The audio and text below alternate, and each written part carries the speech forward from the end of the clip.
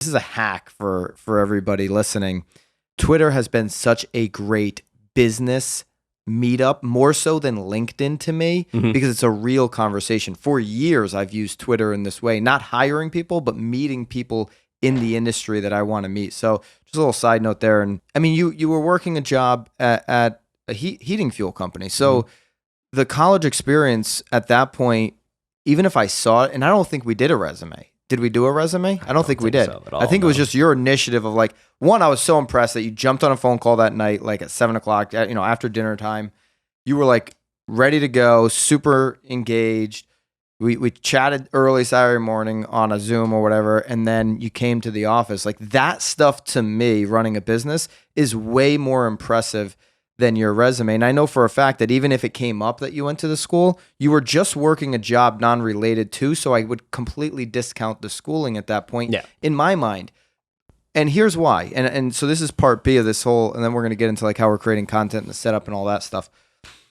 The reason why I don't care about the schooling really with anybody I hire, but particularly in this case, is I've seen so many people come out of school, whether it's for business or for an industry like this, and they have to be taught what's relevant right now for the business, for the operation of creating content. You can go to film school, and I've never been to film school, and Haley's in film school right now or something like that. And I don't know really what they're teaching you, because everything that we're doing to make short clips, to create long form podcasts so that we have short form clips, so that we have a blog, they're not teaching you that. No.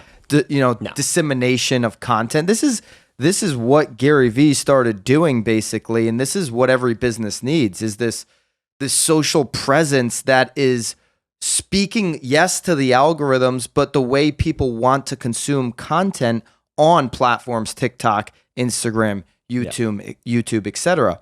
And so even when you started working with us, it's like, Bobby, this is what we're doing now. I'm not saying it's right, because I see huge areas for improvement. Here's where we need to get to.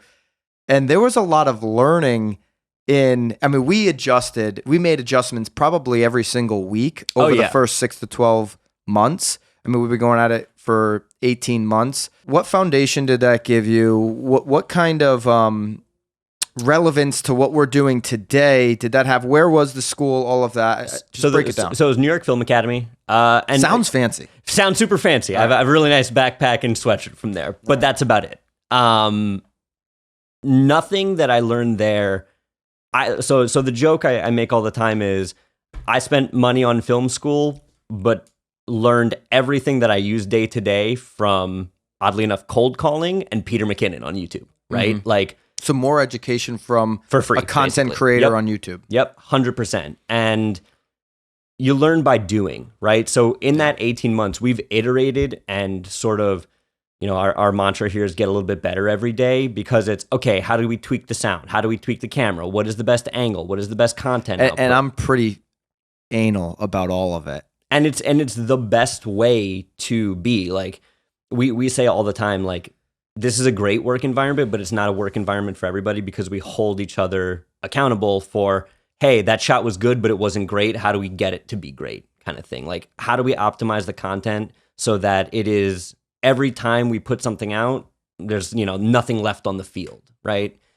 And that takes time, but that's not something that you learn in film school watching Bringing Up Baby or it's an old movie or like On the Waterfront and understanding like the Meisner method. All of that is great.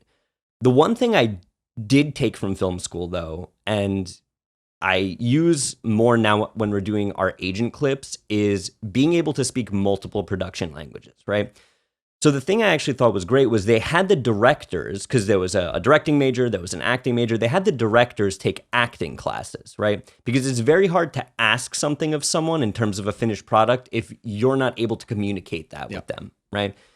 So of value, I think that was the most important thing about understanding that sometimes you need to meet people where they are in terms of communication to get them to the finished product they envision, but also what will perform well on social and for the company as well.